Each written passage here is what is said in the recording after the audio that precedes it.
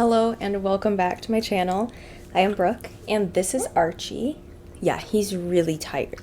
It's the middle of the day. It's actually 4 o'clock and he is just exhausted because he's just a little chihuahua. But we are here with another episode in my little series that I am calling Should I Read ... And today it is Should I Read Percy Jackson and the Olympians, the Chalice of the Gods. So I have just read this one and I have so many thoughts on it. I've read the first 5 over the years, over time. They took me quite a while to read because I just kept stopping the series. I have very mixed kind of thoughts on the entire series up until the Chalice of the Gods. And when it got to that book, I really have a very specific, succinct sort of idea of what I thought of that. And it is definitely a 5-star review. So let's just start off with that. I do think it's a 5-star book. I think it is kind of perfect. And if I sound nasally right now, it's because I am nasally. I took a decongestant and it is like, it's working, but it's doing the bare minimum. So if I sound like I'm talking through my nose, it's just because I am. Archie's gonna curl up here and now we're gonna continue. So, starting out with the very first few books of the Percy Jackson series. I did not read these as a little kid. I was not one of those kids who grew up on Percy Jackson. I didn't grow up on Harry Potter either. I actually grew up on Disney princesses. So, kind of a very different viewpoint I have of this then. It's not something that I have from childhood that I'm super emotionally connected to. I sort of started reading them in middle school sometime, and so I don't have that same connection that I think a lot of people have to them. So I'm not going to have that emotional level on this, but I still feel like I have a lot of insight that maybe people who have the emotional connection to it don't necessarily have. So that's kind of what I'm bringing to the table. Let's start out with the very first book, The Lightning Thief. One of my favorite books, probably. I adored that book. So I think that was beautifully written, an absolute wonderful first book. And Archie's about to leave me. Oop. I lost him. So, do I have to let you go? Do you want to go out there? Do you want to? Okay. Apologies for the inconvenience. I have let Archie leave, so he's all good now. He did not want to see the rest of the video, and that is okay. He can't read anyway, so I understand. So, the very first book, The Lightning Thief, I did love. I believe I gave it like a 4 or 5 stars when I read it. I read it quite a long time ago now, like a solid decade ago when I first read it for the first time. I've read it a couple times now, but the very first time I read it was probably over a decade ago. I really did enjoy it, but it wasn't one of those that I grew up with where I was like super attached to it. I did not read the second book for months, if not years. It had been a very long time after the first book. So I ended up rereading the first, then reading the second, and then every time I read another one, I wait a very long time, which is silly on my part because it's not helping me understand the storyline any better. So I've read those first 3 books probably 2 or 3 times, maybe more than that even. Definitely more for The Lightning Thief, I think. I think I've read that one a lot of times. But that being said, I have tried to read them right in a row, and I just keep losing momentum. Like, I don't know what it is. I don't know why when I was younger I didn't enjoy them that much. I don't know why I keep stopping when I enjoyed the first one. But it's what I did. It's too late now. I can't stop that. So I just recently decided the only book I had left of the series was the 5th book. So I went and I read that, and I absolutely loved it. I was a little bit confused because it's been years now since I read The Battle of the Labyrinth. So I was like, what's going on? But once I figured out what was going on, I really enjoyed that 5th one. I felt like it brought everything around to a nice, neat little close. That was definitely a 4 to 5 star read for me. I super enjoyed it. I thought it was really cute how everything was drawn together, everybody that was brought back. I thought it was very well done. I super enjoyed that. Now, when I went on to the Chalice of the Gods, this one kind of blew me away because I was in no way expecting to have a story like this come after those 5 books. I don't know why, but I just was not expecting exactly this, because this is an easy 5 stars. This isn't one of those where I'm thinking, 4, 5. This is an easy 5-star book. So from the second I started it, I was thinking, like, I just want to keep reading it. And I've said before, I will say it again, I'm a very slow reader, so I by no means, like, zip through a book. But in my terms, I did kind of zip through this book because I liked it so much. I was just, like, I would get into bed every single night and be like, I want to read this for as long as possible. I would lay in here for a couple hours and just keep reading because I didn't want to stop because I was enjoying the story so much. So I think that the way it was written definitely held my attention, even as a 24-year-old woman. It definitely held my attention. So I think that is something that is really different from the first 5 books, is kind of the writing style rather than the middle grade feel. This feels more like a middle grade / young adult book.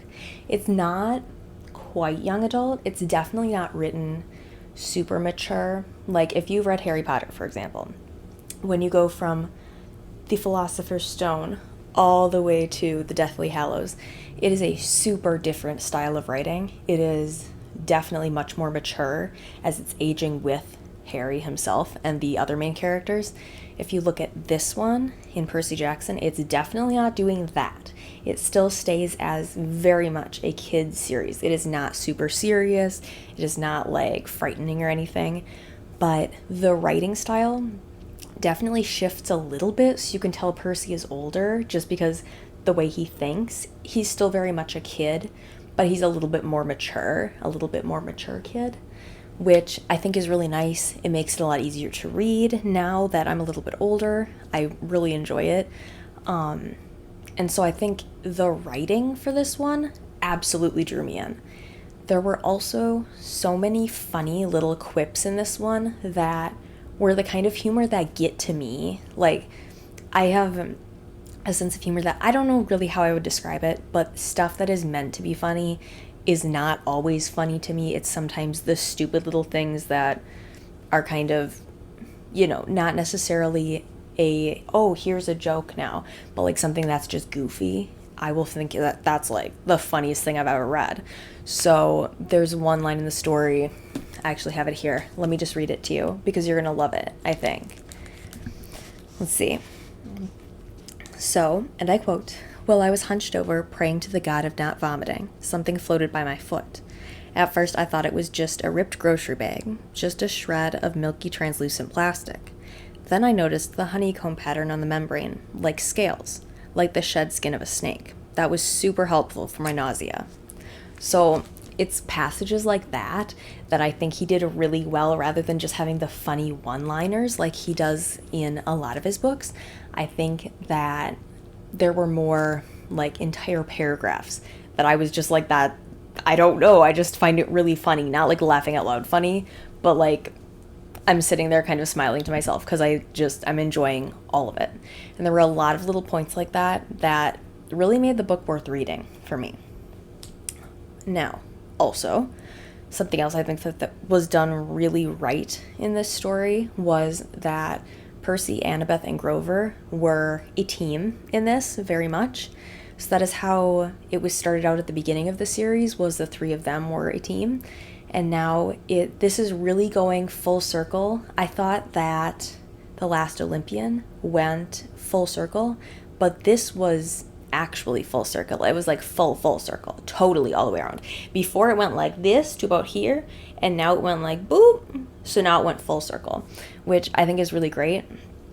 It completely tied everything together so that I feel like it came to a point where if it stopped right here, now I don't know if he's writing more books. I would assume he's writing more books, but if it stopped right here, if the story ended, I would be super pleased with where it ended for this series. I know that it picks up later on, but I would be super pleased if this is where it ended, and it would be very easy to add on to it right here and make some more stories right after this one.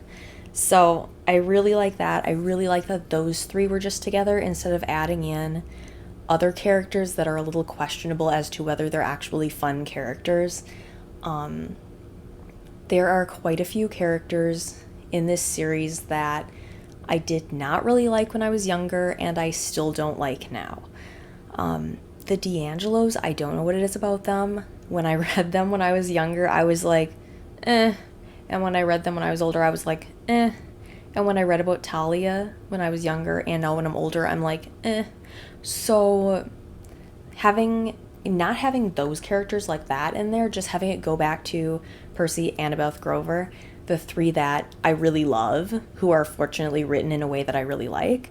It was really fun to just go back to them and not really have to worry about a big storyline for anyone else, because they are really the focus of this book, and I think I like that most. Of all of the things I like about the book, I think that that is the one thing that I like absolutely most. Now, one more thing that I really, really liked about this book in particular, The Chalice of the Gods, is that the story did not drag. Not one time, not for one page. Every single thing in this story was perfectly paced, and I feel like perfectly written. I think that this book, it really shows that a lot of time was put into it, and a lot of time was put into editing it, because every little thing is perfect. It seems like it was planned out really well, or at least edited really well into a way that there aren't those parts like you usually get in every single book. Regardless of how good the author is, there are usually parts of a story where you're thinking, my gosh, why is it moving so slow? Can we just move ahead? Or parts where you're thinking, what just happened? We just skipped from one place to another. The Chalice of the Gods is written in such a way that you never get to those points. Everything is succinct enough that you don't get bored, but not so succinct that you're confused. Everything makes total sense. The ending it's a very nice conclusion. It is one of those that it doesn't just, here's the end of the story and we're gone, and then you shut the book and you're done. It's not one of those. Rick Riordan, anybody who reads his stories, I think, would know that he does not do stories like that. There might be a cliffhanger, but it's never one of those where you're like, oh my gosh, how did the book just end on this page with no conclusion? There's always a nice conclusion. It is not too lengthy of a conclusion, and I just love what it did for the story. Now, finally,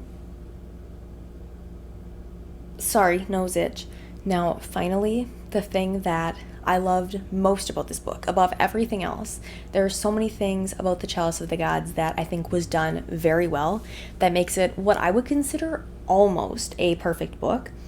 But the one thing that I loved absolutely most, I do not want to spoil anything for you, and I'm not going to spoil anything for you, but I want to tell you, it does deal with the topic of mortality, of life and death, and growing old, and I love it. I love it so much, because I think is ingenious kind of with the fact that there's so many people who grew up with these books who are now getting a little bit older, not meaning, middle-aged. I'm meaning like my age, 24, in their 20s maybe.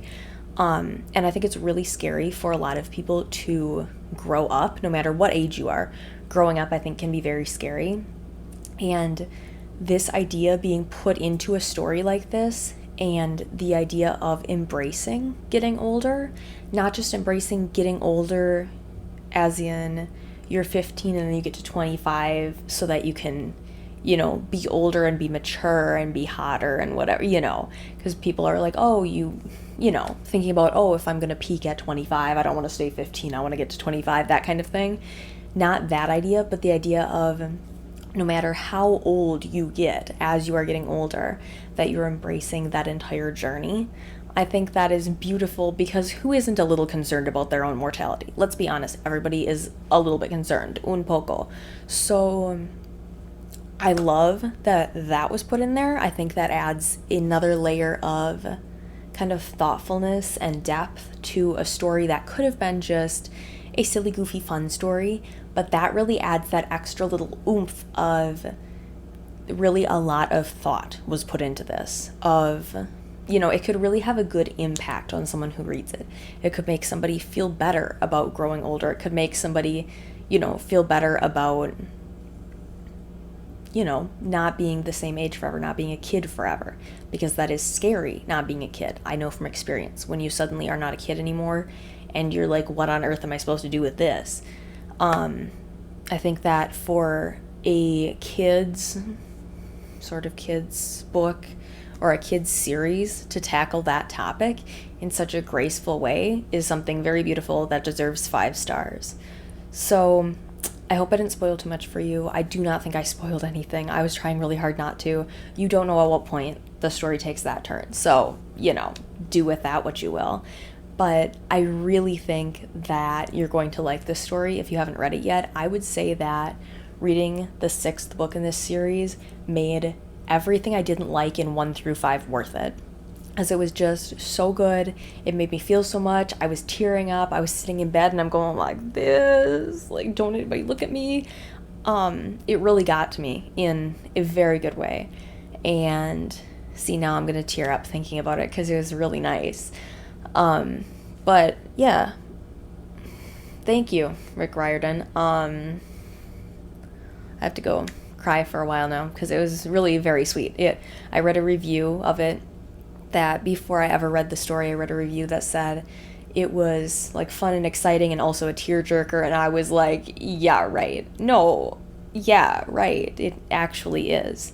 So I would love to know if any of you read this, if you started to get a little something in your eyes there, because I definitely did. I've got a lot in my eyes right now.